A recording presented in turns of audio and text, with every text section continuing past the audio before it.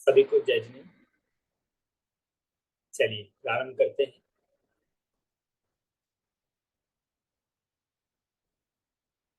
नमो अरिहंताणं नमो सिद्धाणं नमो आयर्याणं नमो वज्रायाणं नमो दोवे सर्वसाहुणम्।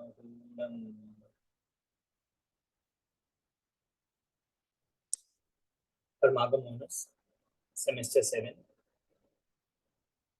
7 में हम यहाँ पर पेपर 1 पेपर 2 अपना यहाँ पे पेपर 2 का विषय देख रहे हैं, जिस विषय में हमने यहाँ पर आगम के दो नए द्रव्यार्थिक और पर्यायार्थिक ये दोनों नए यहाँ पर इस विषय में देखे हैं, जिसके अंतर्गत द्रव्यार्थिक पर्यायार्थिक नय का स्वरूप और द्रव्यार्थिक पर्यायार्थिक नय का प्रयोजन उपयोगिता और उसके बाद द्रव्यार्थिक नय के भेद पर्यायार्थिक नय के भेद, इस तरह से इस विषय का विकास हुआ है। इस तरह से हमने इस विषय को देखा है। थोड़ा जटिल विषय रहा है पर उपयोगी है। हम अपने जीवन में, लौकिक जीवन में किस प्रकार द्रव्यार्थिक पर्यायार्थिक न्याय को समझकर अपने जीवन में लाए, उनका ज्यादा से ज्यादा यूज करें, जिससे हमें और विषय समझने में स्पष्टता होगी। लास्ट कक्षा में हमने पर्यायार्थिक न्याय के भेद प्रभेद देखे थे। जिन भेद प्रभेदों को देखते हुए थोड़ा सा उनका विषय क्या क्या होता है, ये हम आज देखकर पूर्ण करेंगे। फिर हम यहाँ से अपना तीसरा विषय समय सार आचार्य कुंद देव की रचना उसको प्रारंभ करने वाले हैं। पर्यायार्थिक नय कहते हैं जो पर्याय को विषय बनाए, जिसका विषय द्रव्य ना होकर पर्याय है, और उसको और क्लासिफाई अगर हम करते हैं तो जिसका विषय भेद है, अनित्यता है, जिसका विषय अनेकपना है, जिसका विषय भेद, अनित्य, अनेकता, इस प्रकार विशेष, ये जो जिसका विषय होता है वो पर्यायार्थिक नय होता है। और ये पर्यायार्थिक नय और द्रव्यार्थिक नय दोनों एक सिक्के के दो पहलू की तरह है। एक वस्तु को अभेद रूप से दिखाता है तो एक वस्तु को भेद कर करके दिखाता है। एक पूरा शरीर कहता है तो एक शरीर के अंगों को बताता है। एक पूरा एक ऑब्जेक्ट, पूरा द्रव्य, पूरी वस्तु को दिखाता है तो दूसरा उसके अवस्थाओं को, उसकी पर्यायों को दिखाता है। ये दोनों में अंतर हम देख सकते हैं। इसके बाद दोनों के भेद यहाँ से प्रारंभ हुए, द्रव्यार्थिक और पर्यायार्थिक के। द्रव्यार्थिक नय के 10 भेद हमने देख लिए थे। पर्यायार्थिक नय के ये 6 भेद हम नाम इनके देख चुके थे पिछली कक्षा में। बस थोड़ा सा इसके एग्जाम्पल और स्वरूप देखकर हम आगे चलते हैं। पर्यायार्थिक नय के लिए समझाने के लिए पेज नंबर 261 पर एक चार्ट दिया गया है नय चक्र में। उस चार्ट के आधार से हमने चर्चा की थी। आप निकाल लीजिए चार्ट, पेज 261। पर्यायार्थिक नय के दो भेद किए गए हैं, नित्य पर्याय और अनित्य पर्याय। लेकिन ठंडा नहीं है अभी, ऊपर की ट्रे में से ले ले, ठंडा करके दूं पानी। अभी भी ट्रे भरी है मैंने तो थोड़ा। दो प्रकार की पर्याय कही गई है, नित्य पर्याय और अनित्य पर्याय, जिसमें एक ऐसी पर्याय होती है कि जिनकी ना तो कोई शुरुआत है पर और जिनका कभी अंत भी नहीं। मतलब ऐसी पर्याय हैं कि जो अनादि से चलती आ रही है, अनादि से होने वाली पर्याय हैं, पर जिनका कभी ना कभी अंत आ जाएगा। और दूसरी ऐसी है जिनकी स्टार्टिंग भी है और उनका अंत कभी नहीं है। हम दो को अगर हम क्लासिफाई करेंगे तो एक जैसे हम कह सकते हैं एक संसार है, चार गति रूप जो संसार है, मिथ्यात्व बना है, ये अनादि से तो है पर इसका अंत है, ये ऐसी पर्याय है।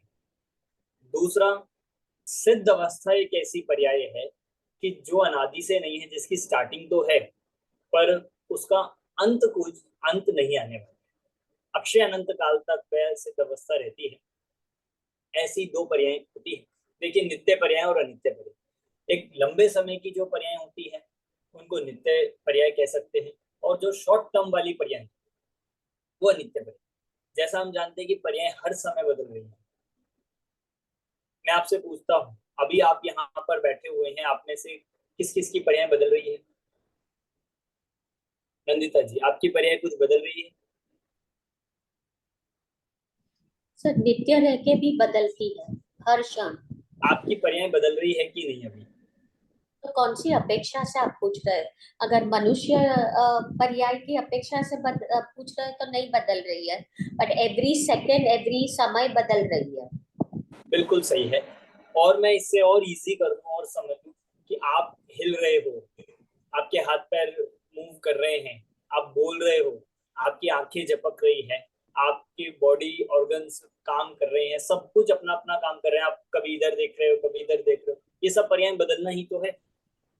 प्रदेशत्व गुण की अपेक्षा से हम देखेंगे सारी पर्याय बदल रही है। बाकी भी ज्ञान की पर्याय चल रही है, दर्शन की चल रही है, सुख दुख का वेदन चल रहा है। सारी पर्याय मतलब हर गुण का प्रति समय परिणमन हो। पर आपको लग सकता है, हो सकता है कुछ चेंज बाहर में दिख ही नहीं रहा हो, ऐसा भी तो। इसका मतलब दो प्रकार से हम पर्यायों को क्लासिफाई कर सकते हैं। एक तो बहुत स्थूल पर्याय जो कुछ लंबे समय के बाद ही बदलती है, जैसे मनुष्य पर्याय। मनुष्य भी एक पर्याय है जो आपके लिए, मान लो किसी की 60 साल है, किसी की 70 साल आयु है, किसी की 50 साल, तो वो पूरे 50 साल में ही बदलेगी, उससे पहले नहीं बदलेगी। और उसके अंदर भी अगर हम उसको और डिवाइड करेंगे तो उसमें भी और छोटे छोटे से लाइफ के फेजेस, और वो भी अलग अलग पर्याय हो सकती है।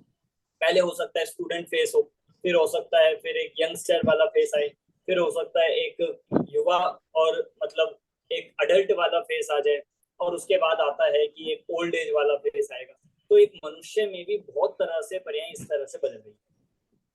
और अगर हम और सूक्ष्म जाए और बारीकी में देखेंगे तो एक पर्टिकुलर दिन में लगा लो, एक पर्टिकुलर समय में भी हर समय जीव की पर्याय बदल रही है। तो बहुत तरह से पर्याय बदलती है, पर्यायों का स्वरूप यही है बदलना। तो इसलिए दो प्रकार की पर्याय यहाँ पर ली, नित्य पर्याय और अनित्य पर्याय। नित्य पर्याय ऐसी है जो स्थूल होती है। अभी सबसे पहले नित्य पर्यायों में देखिए, नित्य पर्याय के दो भेद किए। सबसे पहले अनादि नित्य पर्यायार्थिक में, और दूसरा सादि नित्य पर्यायार्थिक में। नित्य ही रहेगी पर दो प्रकार से, एक जिसकी स्टार्टिंग भी नहीं थी और जिसका अंत भी नहीं होगा, दूसरा जिसकी स्टार्टिंग तो थी पर अंत नहीं होगा। समझ में आ रहा है? पहला है अनादि नित्य पर्यायार्थिक। 6 भेद लिखे हुए आप पेज नंबर 261 पे देखिए। सबसे पहला है अनादि नित्य पर्यायार्थिक नहीं। एक एक वर्ड से ही आप समझ लीजिए, जो अनादिपने की बात करता है और उसमें भी नित्य पर्यायों को बताने वाला है, ऐसा होता है अनादि नित्य पर्याय। जैसे इसका एग्जाम्पल कोई आप में से दे सकता है जो पर्याय अनादि से भी है और नित्य भी रहेगी?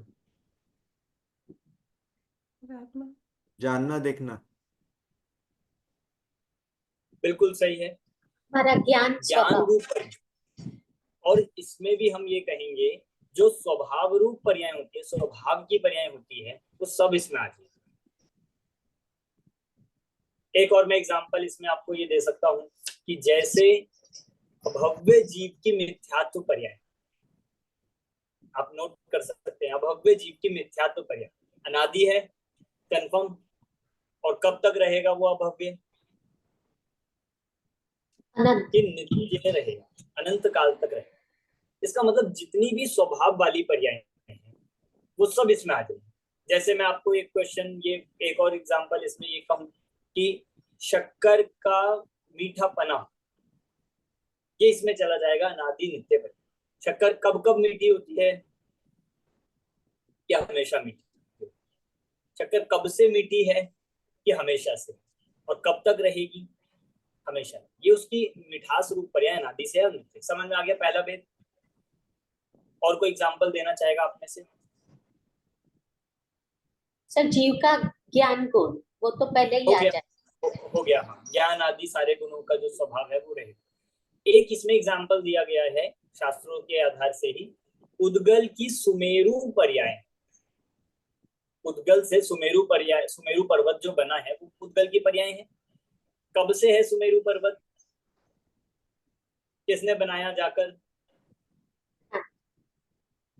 कि उसकी अनादि से है। तो जो पुद्गल की रचना सुमेरु पर्याय है, वो पुद्गल की रचना अनादि से है। और कब रहेगी, कब तक रहेगी? ये नित्य काल तक रहेगी। और मैं इसको आपको इससे और हिंट मिल जाना चाहिए, जितनी भी अकृत्रिम रचनाएं हैं, नंदीश्वर दी, पर्वत, ये सारी जितनी रचनाएं हैं अकृत्रिम, ये सारी उद्गल की पर्याय में अगर हम इन्हें देखते हैं तो ये अनादि नित्य पर्याय में चला जाएगा। क्लियर हो गया पहला वेद सबको? चले सेकंड वेद की तरफ। दूसरा वेद है सादी नित्य पर्यायार्थिक। सादी नित्य, अब इसमें वो वाली पर्याय आएंगी जो अनंत काल तक रहेगी, अनंत काल तक रहने वाली है। पर एक कंडीशन यहाँ ये है कि उन पर्यायों की कुछ ना कुछ स्टार्टिंग होगी, बिगिनिंग होती है, कुछ ना कुछ स्टार्टिंग होगी। पर अब एक बार स्टार्ट होने के बाद वो कब तक रहती है? कि अनंत काल तक रहती है। इसमें आप एग्जांपल क्या दे सकते हैं? शायिक सम्यक दर्शन, शायिक सम्यक, सिद्ध पर्याय, पर्याय, सिद्ध पर्याय भी इसमें आएगी, क्योंकि उसकी स्टार्टिंग है इसलिए हो गया सादी, और उसका कभी अंत नहीं होगा इसलिए हो गया नित्यता। तो इस तरह से ये सिद्ध पर्याय कह लीजिए। और शायिक सम्यक, शायिक ज्ञान, जितनी भी शायिक पर्याय होती है, शायिक दर्शन, शायिक लब्धियां, ये सब नित्यता है और अनादि से ना होकर सादी है, इनकी शुरुआत है। इसलिए सारे इस सेकंड नंबर के भेद में जाएंगे। समझ में आया आप सबको? तीसरा भेद।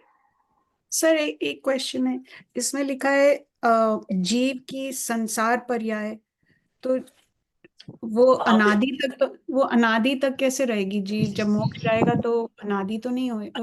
अनादि पास्ट की अपेक्षा से लगता है, पास्ट से, कि जीव जब से संसार में रहा, मतलब कब से है, कोई उसकी बिगिनिंग थी क्या, कोई उसकी शुरुआत है क्या?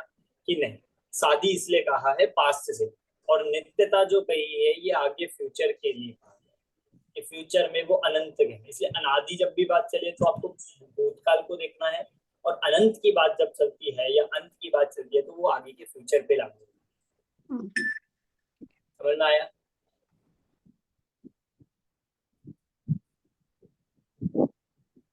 ठीक है। इसमें सारी ये अवस्था संसार पर्याय, आपने एग्जांपल जो दिया है जीव की संसार पर्याय, बिल्कुल ठीक है, क्योंकि संसार एक ऐसी अवस्था है जो थी तो अनादि से। पर नहीं, वो एग्जांपल इस पे नहीं लगेगा। यहाँ पे हम बात कर रहे हैं सादी वाले कि जिसकी स्टार्टिंग हुई है पर जिसका अंत नहीं। तो संसार पर्याय इस वाले में नहीं आएगा। इसमें सिद्ध पर्याय आएगी, शायिक सम्यक आएगा, शायिक दर्शन, शायिक ज्ञान, ये सब अवस्था इसमें आएगी। अभव्य जीव का संसार आ सकता नहीं इसमें? अभव्य जीव का संसार उसका चलता ही रहेगा ना, कभी बंद नहीं होगा। तो उसका हम ये, पर उसका सादी नहीं कहेंगे ना, वो अनादि से। तो मैंने जो पिछले फर्स्ट वेद में आपको बताया, अभव्य जीव की अवस्था वो अनादि नित्य में चले जाता है। क्लियर हुआ आपको सविता जी? या बराबर। थर्ड पे चलते हैं, तीसरा, सत्ता निरपेक्ष अनित्य शुद्ध पर्यायार्थिक। अब देखो यहाँ भी नाम से ही हमें और समझ में आ जाएगा। दो चीजें लेनी है इसमें, पहला है सत्ता निरपेक्ष, और दूसरा जो इसमें शब्द आया अनित्य शुद्ध पर्यायार्थिक। सत्ता निरपेक्ष अनित्य शुद्ध पर्यायार्थिक में इसमें कौन सी पर्याय आएंगी? कि जहां ऐसी पर्याय जो उत्पाद, इसमें इस वाले भेद में जितनी भी कॉमन पर्याय चल रही है, सामान्य पर्याय आप देखोगे वो सब इसमें आ जाएगी। कि जिनमें हम सत्ता निरपेक्ष मतलब उत्पाद व्यय को हाईलाइट करते हैं, छोटा होना, बड़ा होना, काला होना, गोरा होना, घट जाना, बढ़ जाना, इनमें हमने क्या किया, द्रव्य को हाईलाइट ना करके सत्ता मतलब निरपेक्ष और उत्पाद व्यय जो चेंजेस हो रहे हैं उसको मुख्य किया। तो सत्ता निरपेक्ष और क्या लिखा, अनित्य शुद्ध पर्यायार्थिक और अनित्यता। सत्ता से निरपेक्ष है और हर समय बदलने वाली अनित्य पर्याय। पहले के जो दो भेद थे वो नित्य पर्यायों को बता रहे थे कि ऐसी पर्याय जिसका कभी अब नाश नहीं होगा। अब ऐसी पर्याय हैं जो हर बार बदल रही है, हर सेकंड बदल रही है, हर समय बदल रही है। तो आप जितने भेद इस पे लगा सकते हो वो सब आ जाए। मनुष्य पर्याय, जितनी भी त्रियंच, मनुष्य, देव, नारकी, काला, गोरा, छोटा, बड़ा, इन सब से वस्तु को, द्रव्य को देखना, ये आ जाएगा सत्ता, निरपेक्ष, अनित्य, शुद्ध पर्याय। ठीक है, समझ में आ रहा है आपको? आप इसमें देखेंगे भी भेद आएगा। इसका एग्जाम्पल भी यही लिया गया है, जहाँ सत्ता को गौण करके उत्पाद व्यय को ग्रहण करता है वह अनित्य स्वभावग्राही शुद्ध पर्यायार्थिक न्याय है। और अब इसका जो अगला भेद है 4th नंबर का, अब यहाँ पे 4th नंबर का है सत्ता सापेक्ष अनित्य अशुद्ध पर्यायार्थिक। सत्ता सापेक्ष, यहाँ पर अब इसी का उल्टा, जिसमें सत्ता, पहले पूर्व में सत्ता निरपेक्ष की बात कही और अनित्यता दिखाई, अब यहाँ सत्ता सापेक्ष, इसकी परिभाषा में ये कहा है सत्ता सापेक्ष पर्याय को ग्रहण करना स्वभाव जिसका है ऐसी अनित्य शुद्ध पर्यायार्थिक में जैसे एक समय में पर्याय त्रयात्मक। इसमें एक ये बात समझना, उत्पाद एक पर्याय है, व्यय एक पर्याय है, पर द्रव्यपने को भी अगर हम इस एंगल से देखें कि वस्तु में एक ध्रुव पने की पर्याय हर समय चल रही है, तो ध्रुवता की भी कोई ना कोई पर्याय तो होगी। ध्रुवता की भी, जैसे मैंने आपको कहा मनुष्य, अब एक बालक, एक युवा, एक वृद्ध, तीनों हैं। अब तीनों में एक मनुष्यता कॉमन है, पर वो जो मनुष्यता है, जो मनुष्यपना है, उसकी कोई ना कोई अभिव्यक्ति, कोई ना कोई पर्याय होगी कि नहीं। चाहे बालक में भी है, वो भी मनुष्यता के कारण से हम कह रहे हैं उनमें कॉमन एक मनुष्यपना है, पर वो मनुष्यता की जो पर्याय होती है, जो मनुष्यता जिससे प्रकट होगा, वो कुछ ना कुछ पर्याय से ही होगा। जैसे एग्जाम्पल आप एक और ले सकते हो, जैसे एक माला होती है, माला में मोती है, तो मोतियां उसकी अलग अलग पर्याय को बताए, पर उसमें अंदर एक जो कॉमन धागा है, जो थ्रेड है, जो सूत्र है जिसको बांधे हुए है, वो धागा भी जो प्रकट हो रहा है, वो धागा भी किसी ना किसी अवस्था में तो रहेगा। हम उस धागे की अवस्था को देख रहे हैं तो ध्रुवता दिख रही है। तो सत्ता सापेक्षता की बात हो रही है। सत्ता सापेक्ष अनित्य शुद्ध पर्यायार्थिक। थोड़ा सा मतलब आप टेक्निकल ये समझिए, एक में तो उत्पाद व्यय को हाईलाइट कर दिया था और पर्यायों को देख रहे हैं। दूसरे भेद में, अभी 4थे नंबर के भेद में, उत्पाद व्यय को गौण करके ध्रुव पर्यायों को देख रहे हैं। जैसे आप कहोगे कि ज्ञान है, एग्जाम्पल में आप समझिए ज्ञान है, आपकी ज्ञान प्रति समय पर्याय हो रही है, मति ज्ञान, मति ज्ञान, मति ज्ञान। तो मति ज्ञान स्वभाव मान ले क्या कि मति ज्ञान स्वभाव नहीं है मति ज्ञान भी पर्याय। जैसा अभी आपने कहा था ना, ज्ञान ज्ञान ज्ञान की पर्याय, तो वो ज्ञान ज्ञान की जो पर्याय हो रही है वो स्वभाव नहीं है, वो स्वभाव की एक प्रेजेंटेशन है, स्वभाव की एक अभिव्यक्ति। वो स्वभाव भी किसी ना किसी अंश में प्रकट होगा। इसीलिए उस स्वभाव को यदि देखते हैं सत्ता से सापेक्ष, तो 4थे नंबर के भेद में चला। अब कितने लोगों को समझ आया है बताइए। फिर मैं से समझ में नहीं आया, अच्छे से समझ नहीं आया, और किसी को आ गया हो वो भी बताइए। इसमें तीनों चीजें हैं ना, उत्पाद व्यय और ध्रुव, तीनों चीजें हैं। हाँ, तीनों चीजें हैं, तीनों चीजें लेंगे बिल्कुल यही। और उसमें भी ये बात समझिए कि पर्याय तो हर समय, पर्याय का नाम ले लिया तो उत्पाद व्यय तो है ही, बस यहाँ इस 4थे भेद में ध्रुव पर्यायों को भी शामिल कर लिया। ऐसी ध्रुव पर्याय जो कंटिन्यू चलती रहती है, ज्ञान ज्ञान ज्ञान ज्ञान, इसमें ज्ञान ज्ञान। जैसे हमें अभी जो ज्ञान की पर्याय चल रही है वो स्वभाव वाली नहीं चल रही। स्वभाव ज्ञान पर्याय तो केवल ज्ञानियों को चल रही है। हमें जो चल रही है मति ज्ञान शुद्ध ज्ञान, मति ज्ञान शुद्ध ज्ञान, और मति ज्ञान में भी मति ज्ञान मति ज्ञान मति ज्ञान, इस तरह से चल रही है। ये स्वभाव रूप नहीं है। तो कंटिन्यूटी को देख रहे हैं, इसमें ध्रुवता को देख रहे हैं, इसमें हम सत्ता सापेक्षता से देख रहे हैं, इसलिए ये वाला भेद 4थे नंबर में जाता है। नहीं, सिद्ध भगवान की तो कंटिन्यूअस नहीं नहीं केवल ज्ञान की पर्याय। अरे नहीं नहीं नहीं नहीं, रोज नहीं, यानी हर पल नहीं नहीं नहीं।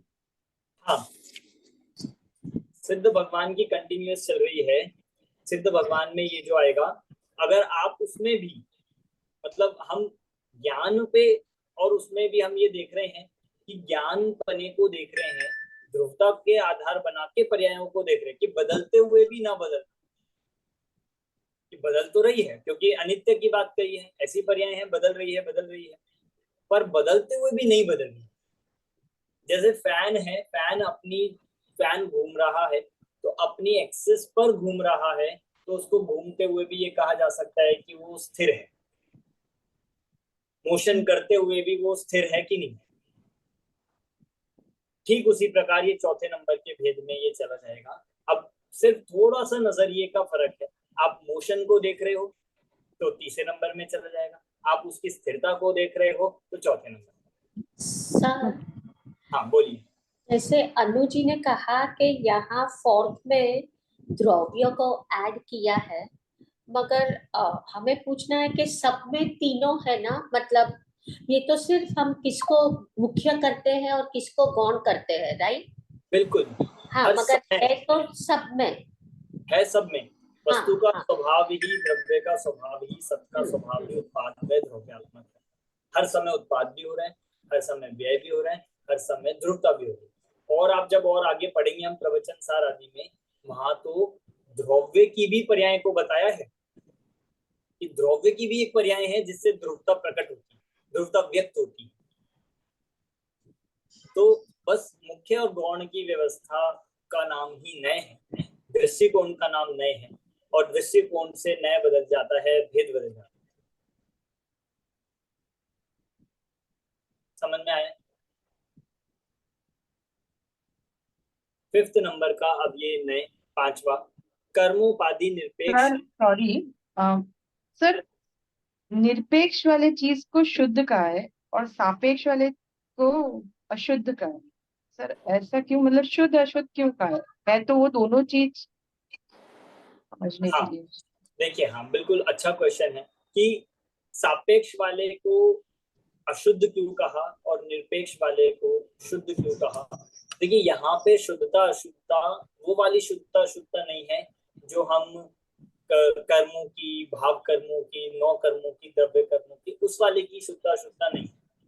सापेक्षता से ही शुद्धता ये कही कि जहां दो की बात आ गई, जहां हमने दो को मिला दिया, जहां दो से कुछ सापेक्षता आ गई, वहां अशुद्धता है। मतलब जैसे और शब्दों में हम ये कह सकते हैं कि सापेक्षता का मतलब होता है डिपेंडेंसी, पर यहाँ डिपेंडेंसी नहीं लगेगा। पर ये समझ लीजिए जहाँ दो की बात हो कि यहाँ हमने सत्ता से सापेक्ष बता दिया, सापेक्षता आ जाने से अशुद्धता है और निरपेक्षता हो जाने से शुद्धता है। ये शुद्धता शुद्धता का आधार यहाँ पे समझ।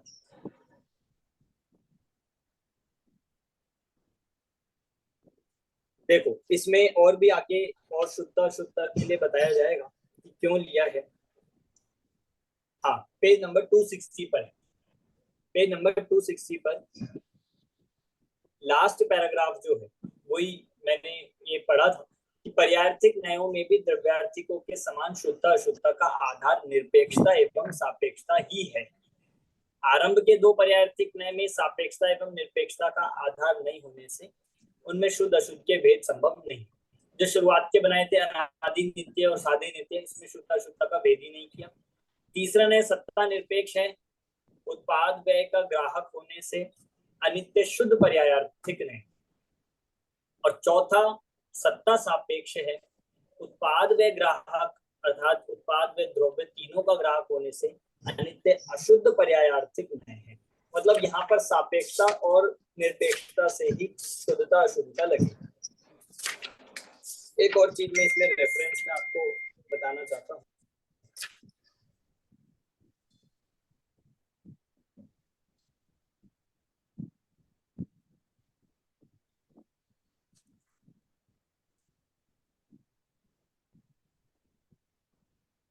सर हाँ इसमें ये भी तो लिखा है कि, सॉरी हाँ बोलिए बोलिए। सर, इसमें ये भी तो लिखा है कि तीसरा ने सत्ता निरपेक्ष उत्पाद व ग्राहक होने से अनित्य शुद्ध पर्याय आर्थिक न्याय है। और चौथे में है उत्पाद व्यय और द्रव्य। तीसरे में तो खाली उत्पाद व्यय ही बोल रहे हैं। हाँ वही, तीसरे में तो उत्पाद व्यय की बात थी। पर सत्ता अभी गौण, नंदिता जी पहले थोड़ी देर पहले बोले ना कि तीसरे में भी उत्पाद व्यय और द्रव्य तीनों है, लेकिन आप किस नहीं, दृष्टि से देख रहे हो? तीसरे में द्रव्य नहीं, को गौण किया है तीसरे में। तीसरे में नहीं कहा। मतलब आप ये उन्होंने जो बात कही है वो ये समझिए, वस्तु के स्वरूप में, वस्तु स्वरूप में या हर समय की पर्याय में तीनों चीज होती है, उत्पाद भी, व्यय भी और द्रव्य। अब उसमें जब हमने द्रव्य को गौण करके उत्पाद व्यय को हाईलाइट किया और सत्ता से निरपेक्ष हुए, तो वो चला गया तीसरे नंबर का भेद, जहाँ पे सत्ता निरपेक्ष, उत्पाद व्यय द्रव्य, उत्पाद व्यय को सिर्फ जानना, और वो चला जाएगा शुद्ध पर्याय। एक इसमें मुझे जो बात और क्लियर थोड़ा सा लगता है, आप समझ सकते हैं, ऐड करना चाहूंगा मैं, क्योंकि पर्यायार्थिक न्याय की बात, पर्यायार्थिक न्याय में, पर्यायार्थिक न्याय का काम पर्यायों को देखना है, तो पर्यायार्थिक न्याय जितना पर्यायों को देखेगा वो उसकी शुद्धता है। पर्यायार्थिक न्याय की शुद्धता क्या कहलाएगी कि पर्यायों को देखना। पर्यायार्थिक न्याय की अपेक्षा से अशुद्धता क्या कहलाएगी द्रव्य। कि द्रव्य को देखना। समझना, ये इस तरह से लगेगा कि जब हम उत्पाद व्यय से मुख्य करके देख रहे हैं तब वहां पे लिखा शुद्ध, कि सत्ता से तो निरपेक्ष हो गया, उत्पाद व्यय को दिखा रहा है, तो ये उसकी शुद्ध पर्यायार्थिक न्याय के बने की बात होगी। मतलब ये पर्यायों को देखना तो पर्यायार्थिक न्याय की क्वालिटी है, ये उसकी शुद्धता है। और जहां उसने उत्पाद व्यय को गौण करके या उत्पाद व्यय से सहित सत्ता को देखा, सत्ता सापेक्षता से ले आया, वहां पर हम ये कहेंगे कि ये पर्यायार्थिक न्याय की अशुद्धता है। लग सकता है ऐसा अजय जी? हाँ, वो नजरिया आपका द्रव्य को कैसे देख रहे हैं आप? हाँ, मतलब शुद्धता अशुद्धता वाला ये रीजन हम इसमें एक लगा सकते हैं कि नहीं? हाँ, लगा सकते हैं। मतलब ये यहाँ पर डायरेक्टली ऐसे नहीं लिखा है, थोड़ा मुझे ये इसमें लगता है, समझ में आता है, और हम इसको थोड़ा सा विचार कर सकते हैं कि इसमें ऐसा, और हम विद्वानों के या आगम को और इसमें देख सकते हैं। पर इतना डीप में न भी जाना हो तो हम ये भेद याद कर लीजिए। भेद का एक एग्जाम्पल आप आगम से याद कर लीजिए। इसमें उत्पाद व्यय को गौण करके और इसमें उत्पाद व्यय को हाईलाइट करने वाली जो पर्याय आएंगी वो सब इसके भेदों में जाएगा। इसके बाद पांचवा, कर्मोपाधि निरपेक्ष अनित्य शुद्ध पर्यायार्थिक न्याय। कर्मोपाधि निरपेक्षता, अब ये वाला तो सेम भेद, कर्मोपाधि निरपेक्ष, द्रव्यार्थिक न्याय में भी भेद था, आपको ध्यान हो तो, जहां द्रव्यार्थिक न्याय के 10 भेद आए थे उसमें आया था कर्मोपाधि निरपेक्ष शुद्ध द्रव्यार्थिक न्याय, और वहां पर ही एक भेद था कर्मोपाधि सापेक्ष अशुद्ध द्रव्यार्थिक। ऐसे यहाँ पर भी 2 भेद आ रहे हैं अब, कर्मोपाधि निरपेक्ष अनित्य शुद्ध पर्यायार्थिक में, ऐसी कर्मोपाधि सापेक्ष अनित्य अशुद्ध पर्यायार्थिक। अब इसमें क्या क्या आ जाएगा, देखो, कर्मोपाधि निरपेक्ष कि जो ऐसी पर्याय हैं कर्मोपाधि से निरपेक्ष, स्वभाव की बात नहीं लगाना, द्रव्य की बात नहीं है, पर्याय की बात है। ऐसी पर्याय जो कर्मोपाधि से निरपेक्ष है और कैसी है, अनित्य है, उसको यहाँ पर अनित्य शुद्ध पर्यायार्थिक नहीं मिले। जैसे ज्ञान गुण की ज्ञान पर्याय देखना, जब ज्ञान की बात हो रही है तो ज्ञान कैसा है, कर्मोपाधि से सापेक्ष है या निरपेक्ष है?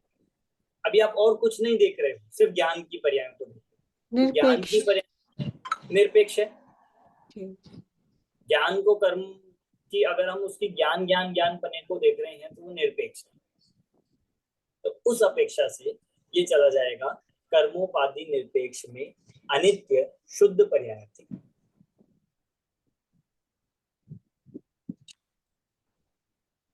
इसमें एग्जाम्पल ये दिया गया है, संसारी जीवों की पर्याय सिद्ध जीवों की पर्याय के समान शुद्ध है।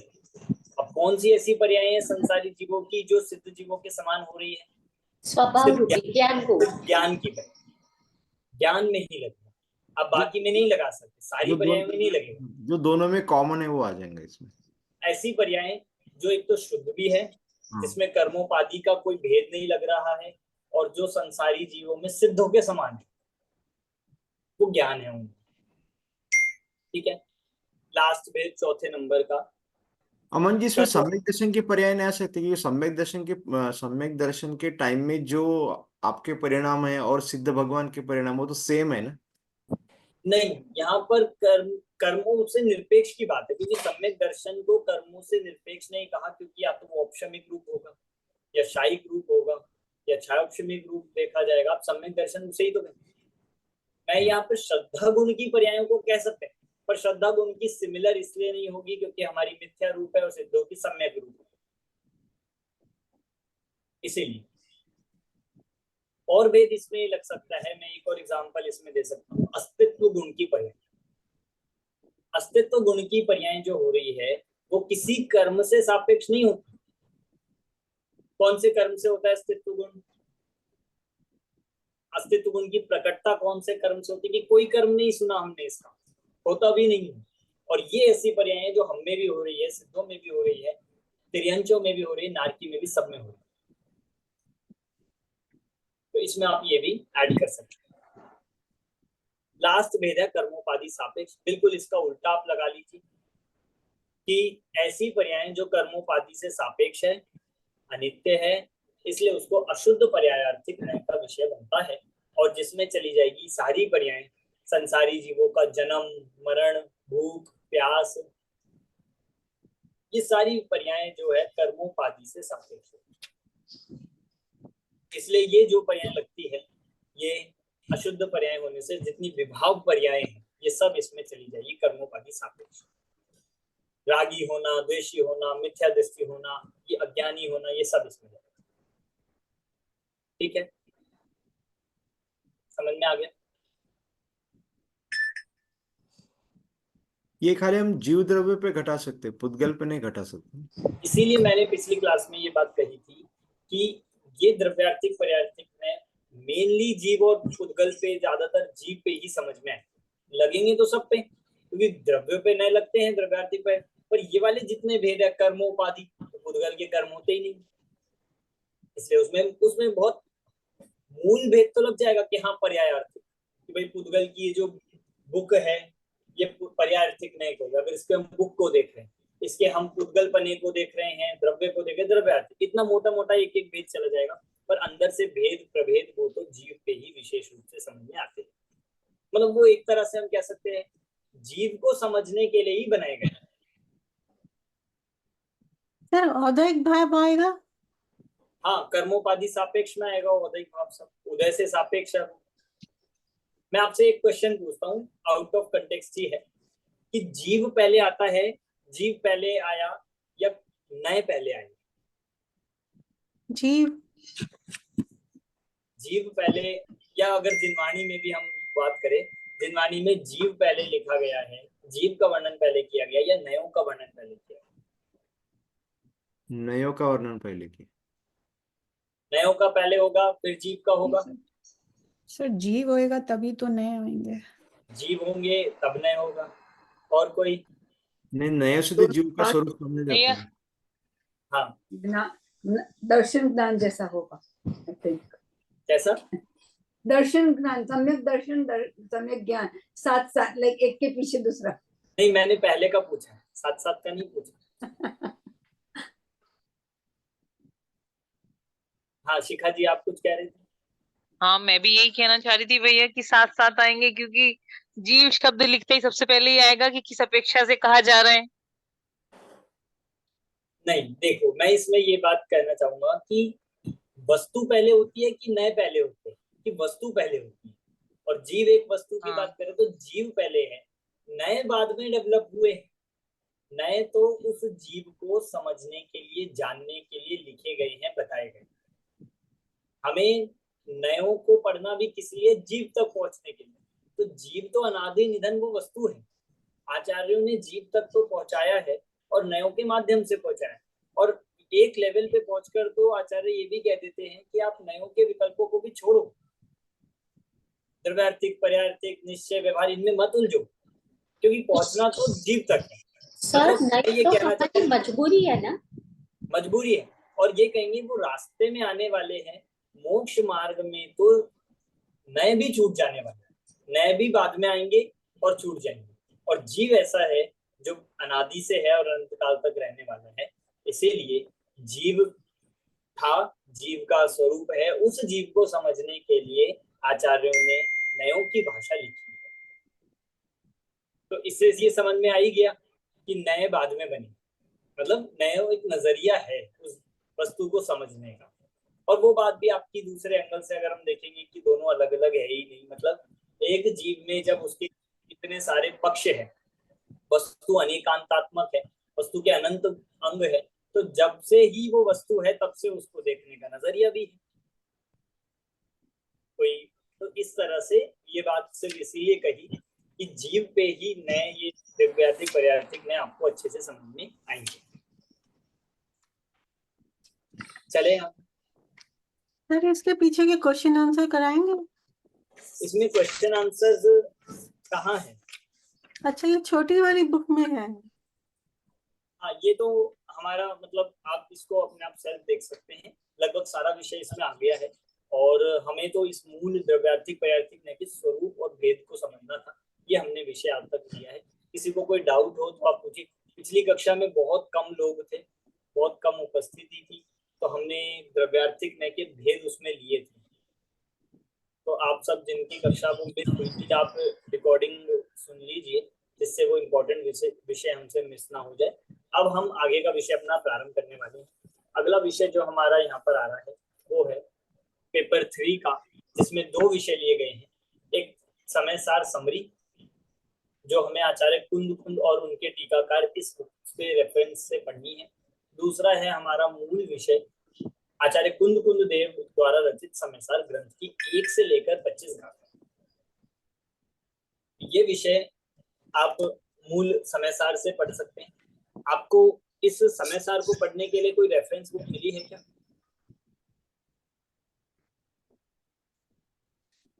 अच्छा, ये बुक है मिनी समय सार नाम से।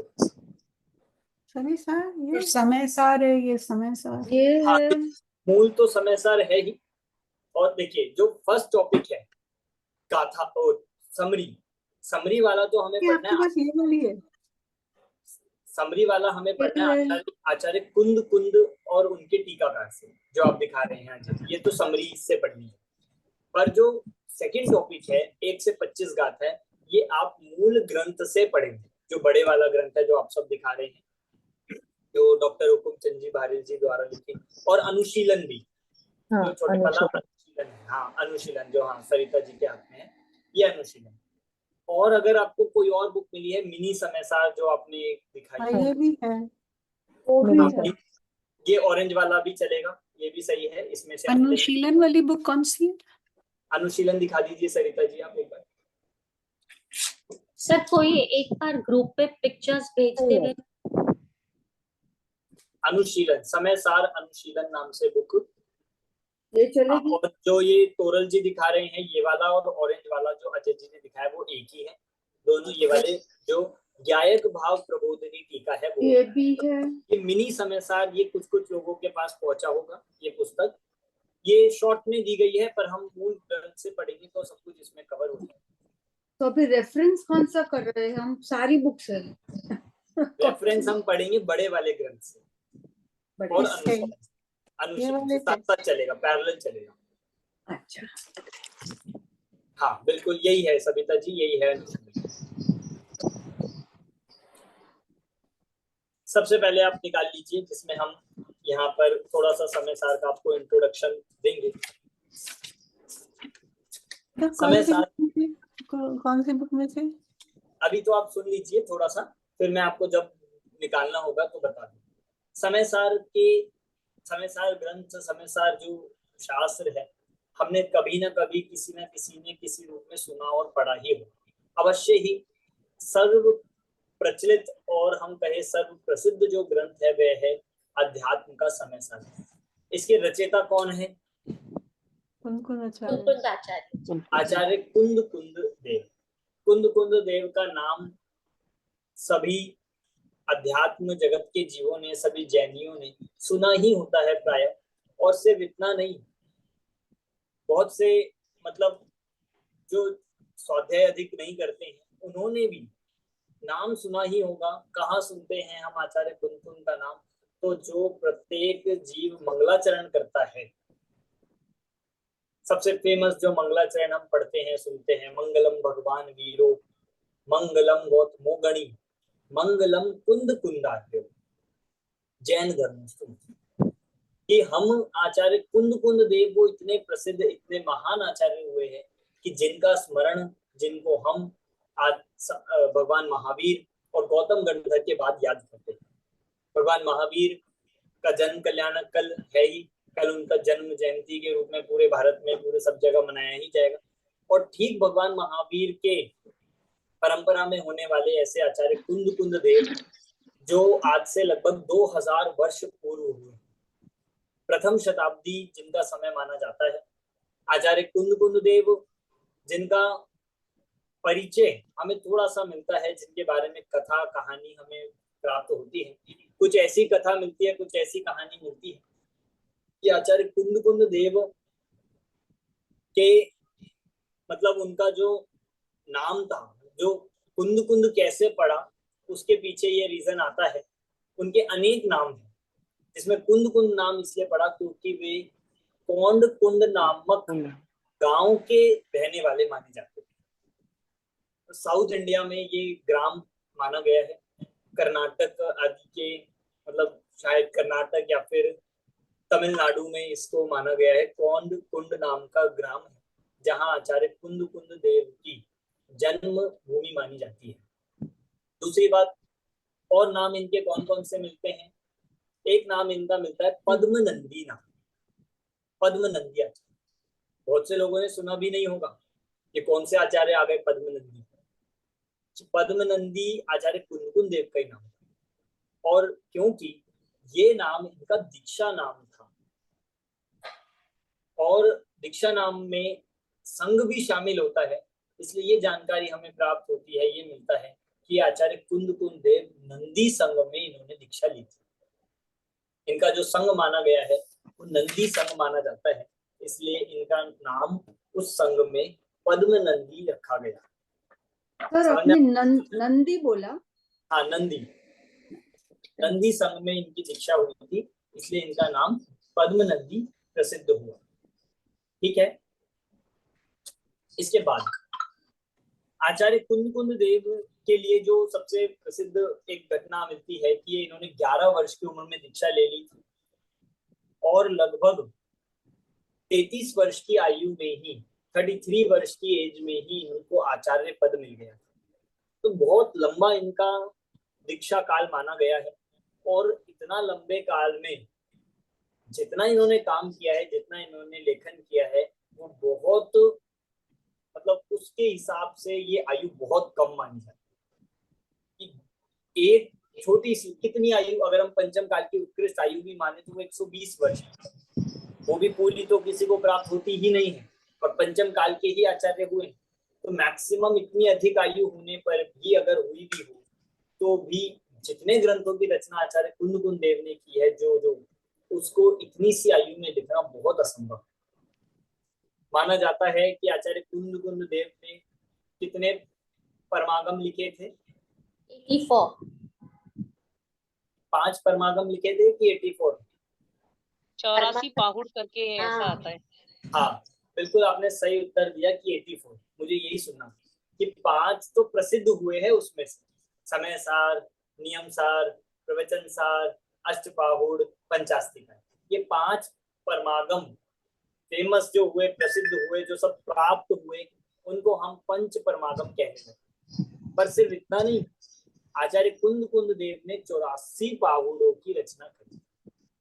84 मतलब 84 ग्रंथ लिखे थे, जिसमें से कुछ हमें प्राप्त होते हैं जो 5 परमागम रूप से प्रसिद्ध है। और यहाँ तक हम जब 5 परमागमों का विषय देखते हैं तो हमें इतनी विविधता, इतनी वैरायटी मिलती है कि ये पता चलता है कि आचार्य कुंद कुंद देव सारे ही अनुयोगों के ज्ञाता थे। चाहे वे प्रसिद्ध अपने अध्यात्म के लिए हुए हो, चाहे वे प्रसिद्ध समय सार के लिए हुए हो, परंतु उन्होंने अष्टपाहुड़ में चरणानुयोग भी लिखा, उन्होंने प्रवचन सार में आगम भी लिखा, और यहाँ तक ऐसा माना जाता है कि आचार्य कुंद देव ने छठ खंडागम पे भी एक रचना लिखी थी जो अप्राप्त रही। छठ खंडागम की भी एक परिक्रम नामक टीका, छठ खंडागम की भी एक परिक्रम नामक टीका आचार्य कुंद देव ने लिखी थी जो हमको प्राप्त नहीं हो पाई है, जो अप्राप्त है। इस तरह से बहुत सारी रचनाएं, एक इनका जो ग्रंथ माना जाता है प्रसिद्ध वो भी बारसाणुवेक्षा, इसको द्वादशानुप्रेक्षा कहते हैं। एक इनकी रचना रैण सार मानी जाती है, रैण सार ग्रंथ, इसको भी आचार्य कुंद देव की रचना माना जाता है। तो इस तरह से अनेक कुछ रचनाएं प्राप्त है, कुछ नहीं भी है, पर इतनी प्राप्त है जो हमारे आत्म कल्याण के लिए, तत्व के ज्ञान के लिए, हमारे को समझने के लिए बिल्कुल पर्याप्त है। और इतना ही नहीं, सभी स्वाध्यायी जीवों में तो आचार्य कुंद प्रसिद्ध है ही, यहाँ तक कि यूनिवर्सिटीज के सिलेबस में भी आचार्य कुंद देव की बहुत रचनाएं ली जाती है। जैसे प्रवचन सार, बहुत सारे एमए के सिलेबस में पंचास्त्रिकाय ग्रंथ, ये बहुत सारे एमए जैन दर्शनाचार्य आदि उनमें लिए जाते हैं। तो इस तरह से आचार्य कुंद की रचना बहुत ही प्रसिद्ध और सर्वलोकव्यापी रचनाएं हैं। यहाँ तक बहुत सारे अजैन फिलोसफर्स जो अन्य दार्शनिक हैं, वे भी आचार्य कुंद को जानते हैं, वे भी उनके कोट को भी, उनके रेफरेंस को यूज करते हैं। इस तरह से बहुत महत्वपूर्ण जिनका स्थान है पूरे आचार्य परंपरा में वे है आचार्य कुंद।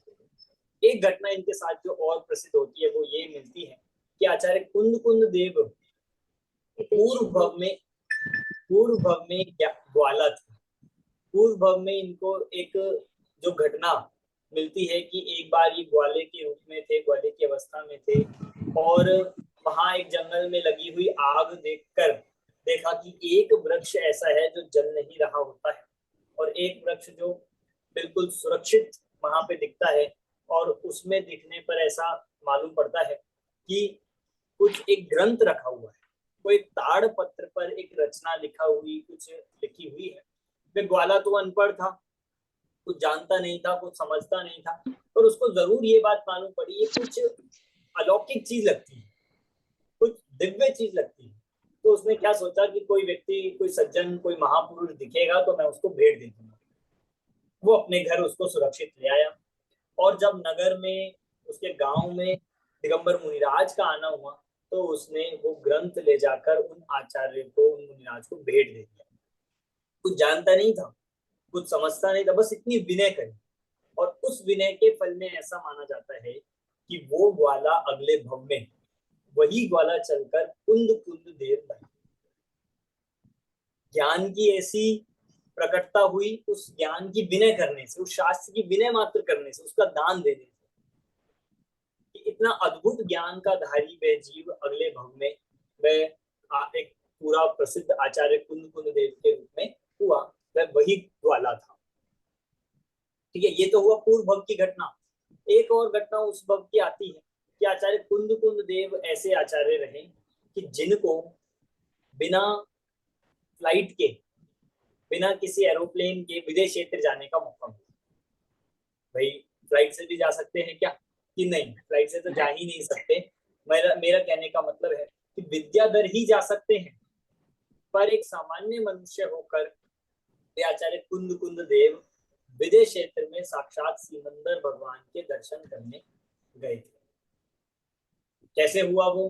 तो उसमें भी बहुत तरह की कथाएं मिलती है कि पूर्व भव के मित्र देव था उनका, उसके निमित्त से वो उसके साथ वे पहुंचकर विदेश क्षेत्र गए, और वहां उन्होंने साक्षात सिमंदर भगवान के दर्शन करे, दिव्य ध्वनि सुनी, और वहां से आकर पंच परमागमों की रचना करी।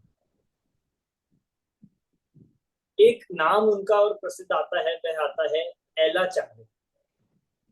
वो इसीलिए आता है आचार्य कुंद देव का एक नाम में एलाचार्य, क्योंकि जब आचार्य कुंद देव विदेश क्षेत्र गए थे, और विदेश क्षेत्र में तो चौथा काल होता है, और चौथे काल के मनुष्यों की अवगाहना होती है मैक्सिमम 525 धनुष, इतनी, मतलब 500 धनुष, 525 धनुष, ये इतनी अवगाहना होती है वहां पे। तो वहां तो इस साइड के जीव थे, चाहे वो सिमंदर भगवान हो, चाहे वहां के श्रोता हो, चाहे बाकी गंधर्व हो, सब ऐसे देते। और यहाँ से आचार्य कुंद देव गए हैं पंचम काल से, और पंचम काल की मैक्सिमम अवगाहना कितनी, 5.5 हाथ, इतनी मान लो कि इतनी 7 हाथ या इतनी अधिक से अधिक इतनी हाइट होंगी उत्कृष्ट। तो ऐसी अवगाहना वाले जब वहां पे पहुंचे, जब वे वहां पर पहुंचते हैं, तब वहां पे वे आचार्य कुंद देव इलायची के बराबर मिलते। तो वहां ऐसी कथा भी मिलती है कि भाई उनको देखकर वहां के श्रोताओं ने, किसी ने प्रश्न किया सिमंदर भगवान से कि ये छोटा सा जीव कौन है। तो फिर सिमंदर भगवान की दिव्य ध्वनि में उनका वर्णन आया कि ये भरत क्षेत्र के एक समर्थ आचार्य हैं और इनके द्वारा ऐसी ऐसी धर्म की भावना होगी, शास्त्रों की रचना होगी, इनका नाम ये है वो। तो ये आचार्य कुंद देव वहां पर एक इलायची के समान लग रहे थे, छोटे से आकार में, इसलिए इनका नाम एलाचार्य प्रसिद्ध हो। कि कौन है ये इलायची जैसे, तो इसलिए एलाचार्य नाम। तो कौन कौन से नाम हो गए, पद्मनंदी, कुंद आचार्य, एलाचार्य, और कौन से नाम, सर एक गृद्धपिच्छ भी नाम है। एक नाम आता है इनका गृद्धपिच्छ आचार्य। उसके लिए भी एक घटना, अब कितनी सही है कितनी नहीं ये जानकारी नहीं है, पर एक कथा आती है कि जब ये उसी विदेश क्षेत्र से लौट रहे थे, आकाश गमन कर रहे थे, तो इनकी पीछी गिर गई थी। और पीछी गिरने पर इन्होंने जंगल में उतरकर वहां पर टूटे हुए बिखरे हुए गिद्ध के पंखों से, गिद्ध पक्षी के पंखों से पिच्छी बनाई थी, उसका प्रयोग किया था। इसलिए तब से इनका नाम गिद्ध पिच्छाचार्य भी प्रसिद्ध हुआ। और लास्ट एक और नाम इनका, 5वां नाम मिलता है वक्र ग्रीवाचार्य। वक्र मतलब होता है टेढ़े, और ग्रीव मतलब होता है गर्दन। ऐसा कहा जाता है, ऐसा माना जाता है कि आचार्य कुंद देव ने जब परमागमों की रचना करी, इतने उत्कृष्ट, इतना साहित्य लिखा, तो लिखते लिखते उनकी गर्दन टेढ़ी हो गई।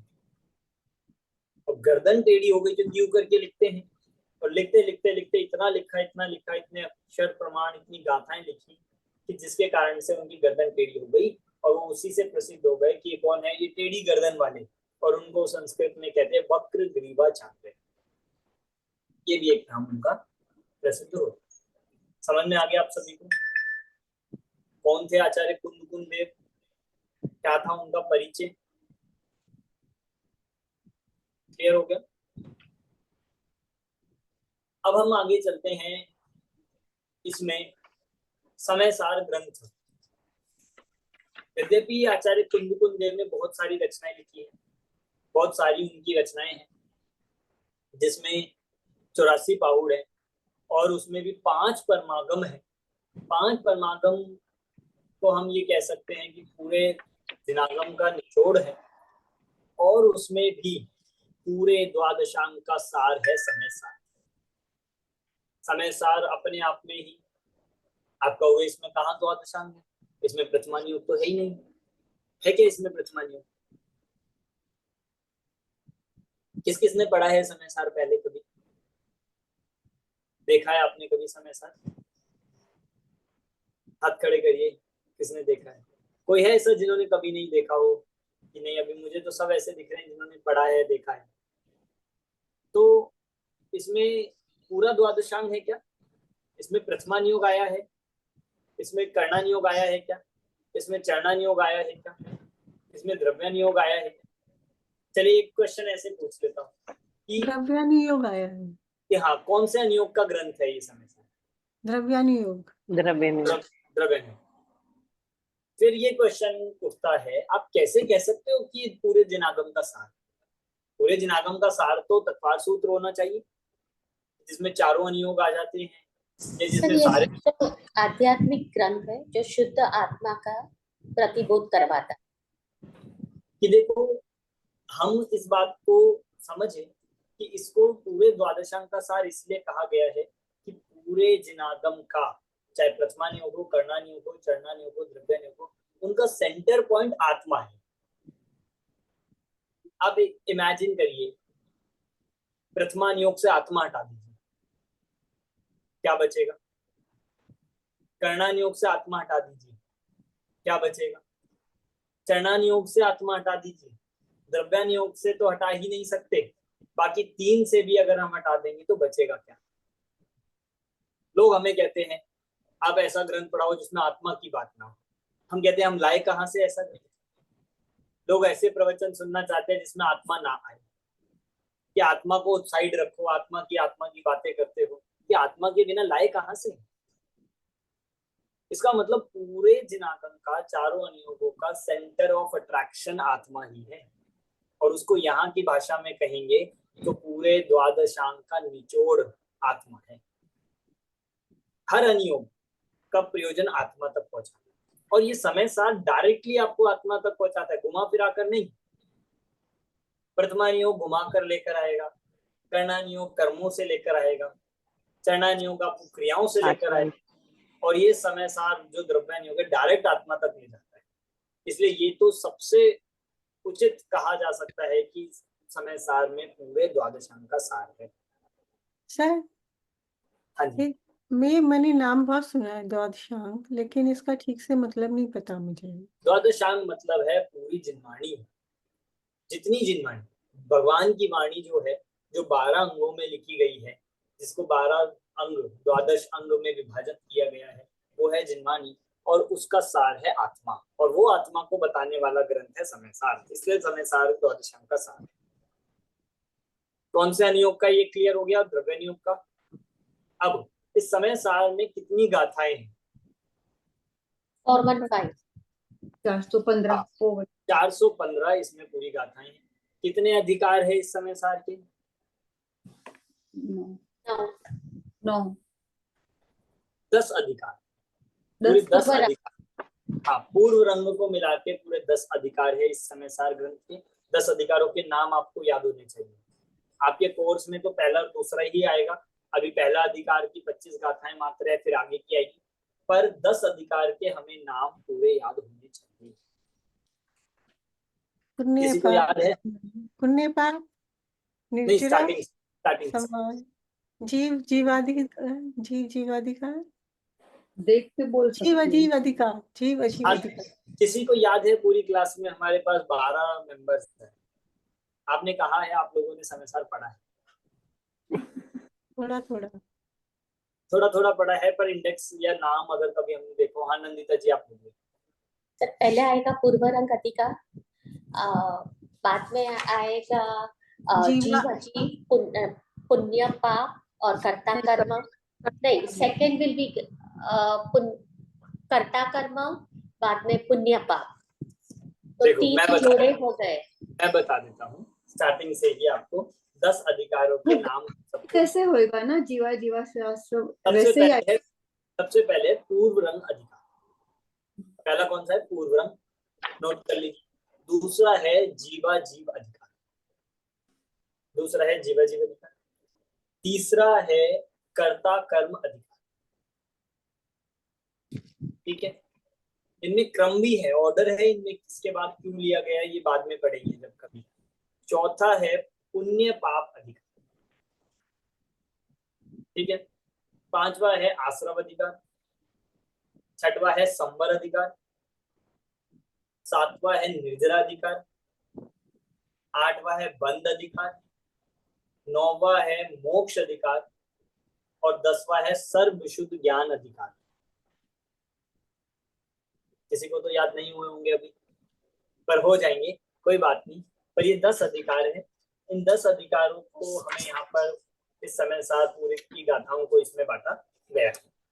आपके पास जो बड़े वाला ग्रंथ है, इसमें आगे जो प्रस्तावना ली गई है उसमें बहुत अच्छे से ये सारे विषय लिए हैं। आचार्य कुंदन देव की कहानी, उनके नाम, समय सार का इंट्रोडक्शन, उनके अधिकारों का प्रतिपाद्य विषय, ये सब लिया। ये आप उसमें से पढ़ लें। सर इसमें बंद बाद में क्यों लिया है? अब कारण उसको हम बाद में बताएंगे जब हम बंद अधिकार पढ़ेंगे, जब कभी बंद अधिकार सुनेंगे, क्योंकि 7 तत्वों का यहाँ पर जो क्रम है वो अलग है। ठीक है, तो ये समय सार, अब थोड़ा सा और इसमें हम अंदर चले।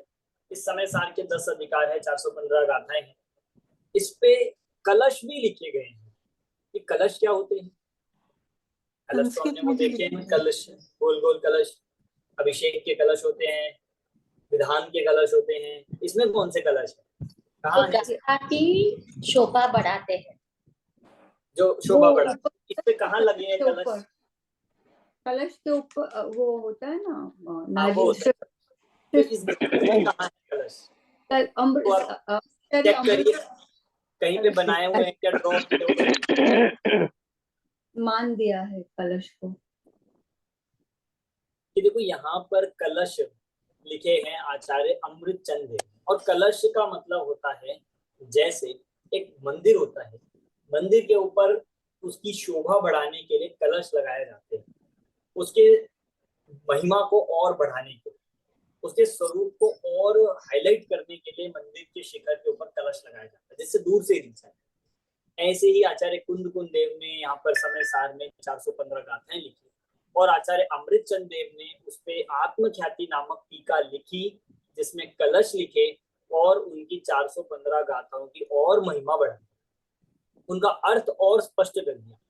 मानो आचार्य कुंद कुंद देव के भाव को बताने के लिए उन्होंने टीका लिखी। अब ये टीका क्या होती है?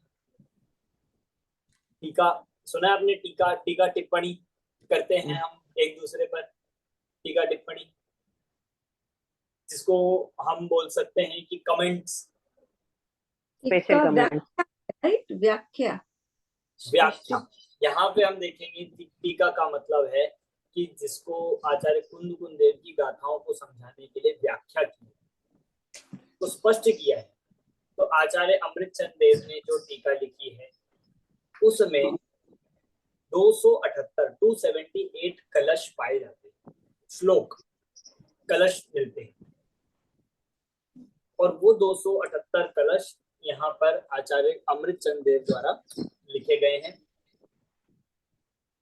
संस्कृत भाषा में है वो टीका। आचार्य कुंद कुंद देव ने तो प्राकृत भाषा में लिखी 415 गाथाएं, पर आचार्य अमृत चंद देव ने कलश और गद्य टीका ये संस्कृत भाषा में लिखी है। 278 कलश है इस पूरे संसार ग्रंथ। तो इस तरह से पूरा एक विशाल महान ग्रंथ बनता है, जिसकी रचना इतनी बड़ी हो जाती है। इस तरह ये पूरा ग्रंथ अध्यात्म से भरा हुआ है।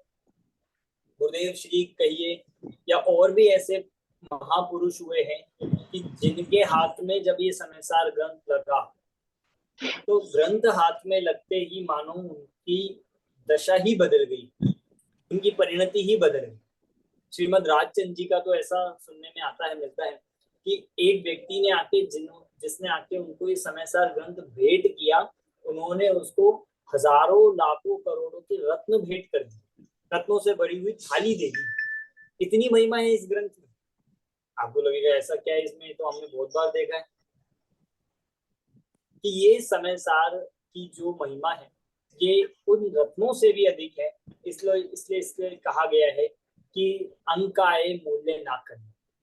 इस समयसार ग्रंथ की रचना, इसकी महिमा अंक में नहीं की जा सकती, शब्दों में कीमत नहीं बताई जा सकती है। जिनके हाथ लगे वे जीव ज्ञानी हो गए। गुरुदेव श्री को जब से ये समयसार ग्रंथ मिला, मानो उन्होंने परिवर्तन ही कर दिया, उनकी पंथ ही बदल गया। ऐसा क्या है इसमें कि जिन मानो उन्हें सत्य मार्ग मिल गया। तो ऐसा ये समयसार ग्रंथ है, अध्यात्म का जो उत्कृष्ट ग्रंथ है, आत्मानुभूति कराने का जो साक्षात मार्ग बताता है, अज्ञानी से ज्ञानी बनने का मार्ग बताने वाला ग्रंथ है, उसका नाम है समयसार। समझ में आया? अशरीरी बनने का ग्रंथ है ना?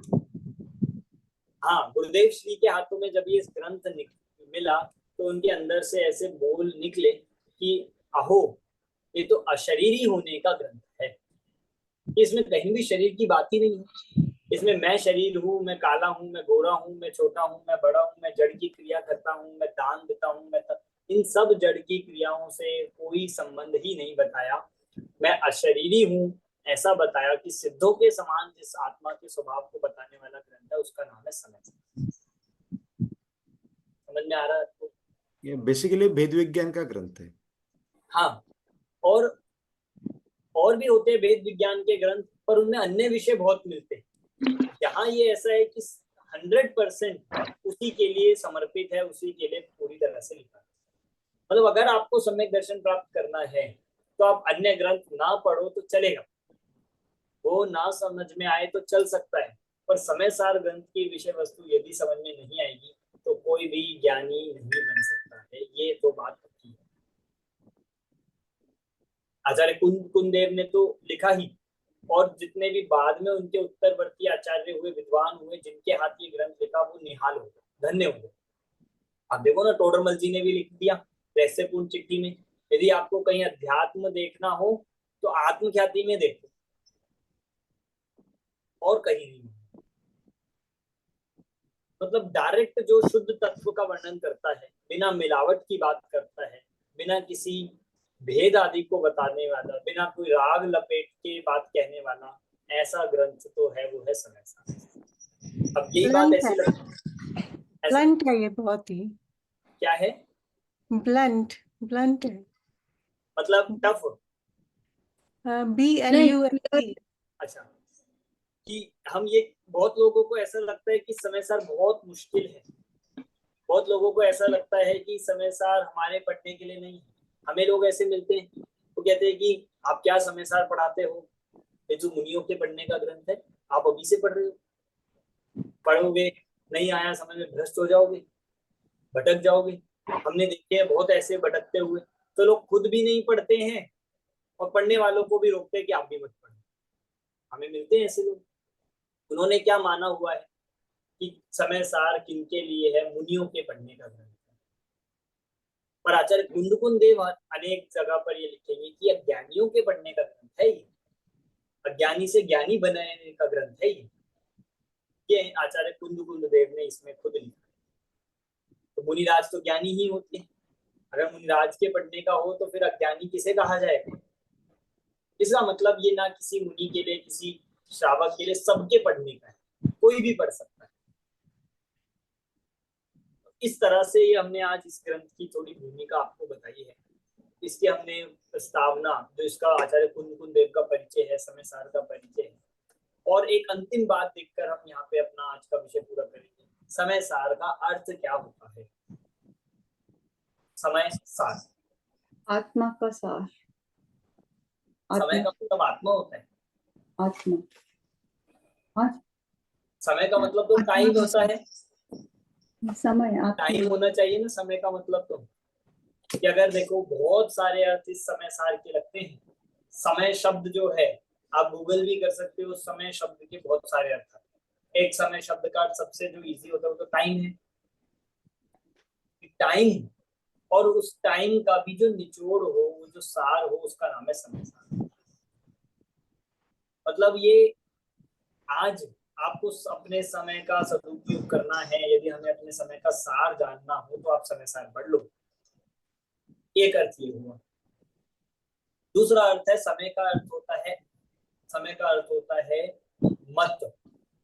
बहुत सारे मत, जैसे बौद्ध मत, हिंदू मत, ये सब होते हैं ना मत, दर्शन जिसको बोलते हैं।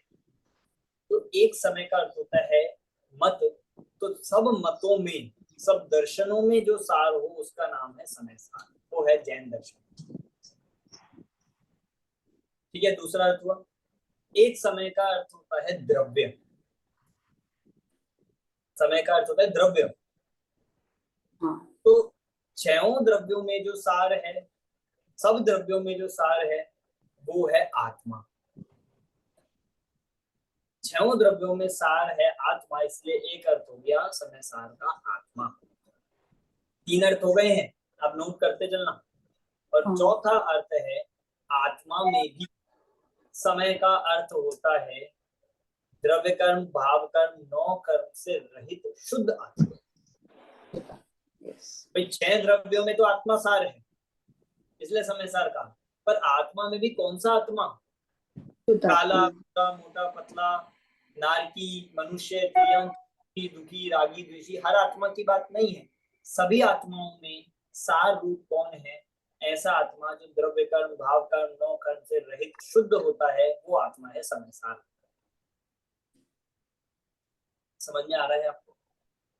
मुश्किल तो नहीं लगा? नींद तो नहीं आ रही? 4 नाम हुए, राइट? चार अर्थ आत्मा हैं। और द्रव्य और शुद्ध आत्मा।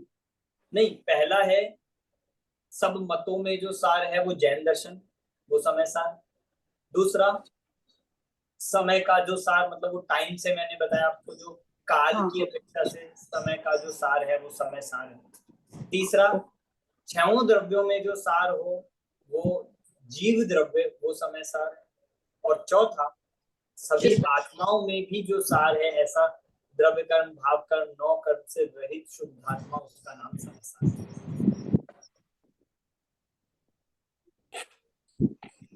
सर एक बार प्लीज रिपीट फिर से।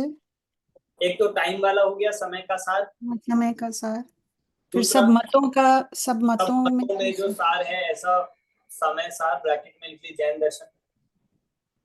तीसरा जो सब द्रव्यों, 6 द्रव्यों में जो सार है ऐसा समय सार, ब्रैकेट में लिख लीजिए जीव द्रव्य। और चौथा सब आत्मा में जो सार है,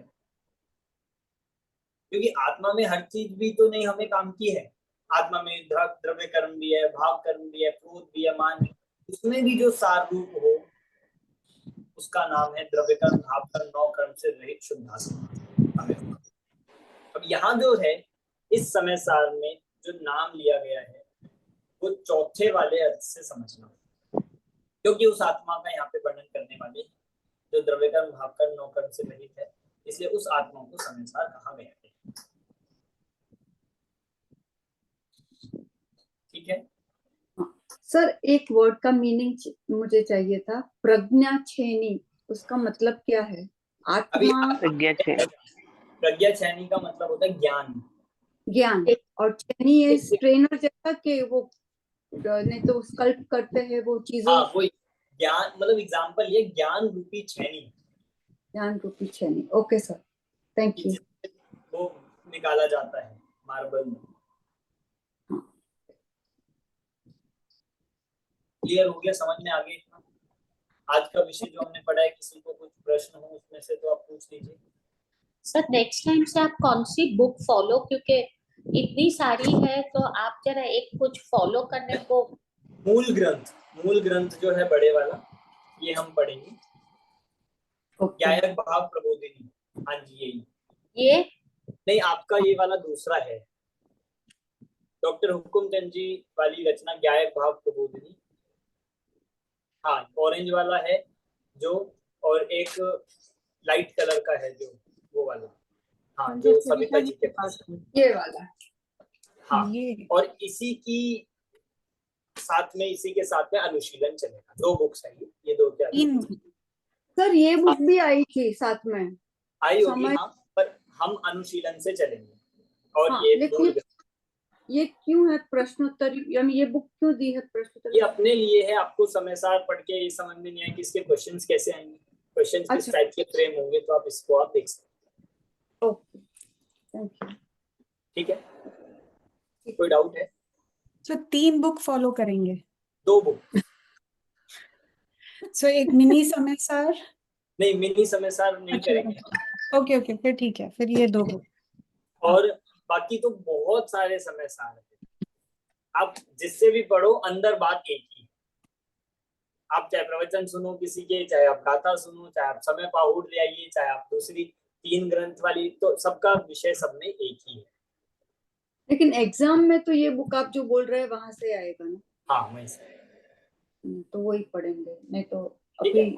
चलिए। और अगर आपके पास समय है, समय सार को पढ़ने के लिए समय तो चाहिए, और अधिक समय है और आपको अधिक रुचि है, तो YouTube पर मेरे मतलब समय सार के प्रवचन मतलब वो डले हुए हैं, और भी विद्वानों के हैं, अभी क्रमशः चल भी रहे हैं। मैं मतलब डेली प्रातः उसी पे प्रवचन करता हूँ, समय सार ग्रंथ ही। तो उसमें स्टार्टिंग से ही सारे गाथाओं, आचार्य कुंदकुल देव का परिचय, तो उसमें 45 मिनट से लेके 1 घंटे तक के प्रवचन उसमें डले हुए हैं। ऑडियो भी है, कुछ वीडियोस भी हैं, तो आप उनको रेफरेंस में भी ले सकते हैं, पर उसमें बहुत डिटेल्ड है। इसलिए मैंने पहले कहा अगर आपके बहुत समय है और आपको अच्छे से बहुत समझते हुए पढ़ना है तो आप उसको भी कर सकते हैं। सर आप लिंक भेजेंगे कि नेक्स्ट सब्सक्रिप्शन में जाके उधर से ले लिया? लिंक मैं भेज दूंगा, और लाइव भी चलते हैं, मतलब मॉर्निंग में डेली चलते हैं, 8:30 बजे से रहता है। तो आप तो मतलब बहुत जो आगे है, 248 ऐसा कुछ है ना, वहां तक आ गए ना। गाथा, हाँ 228 गाथा, था, हाँ 228, हाँ। तो आप तो उसको हम देख सर सर ये इसका भी लिखना है, क्या कहते हैं ये नए चक्र वगैरह का, इसका भी लिखना है हमें, इसके बारे में भी लिखना बिल्कुल है बिल्कुल लिखना है। सर। इसमें पेज नंबर आप बता दीजिएगा प्लीज, ठीक है, मैं बता दूंगा। क्योंकि कहीं कहीं मैंने लिखे हैं पेज नंबर, कहीं सब जगह नहीं लिखे हैं। हाँ, मैं इसको आपको बता दूंगा। चलिए, अभी की कक्षा यहीं पे पूर्ण करते हैं।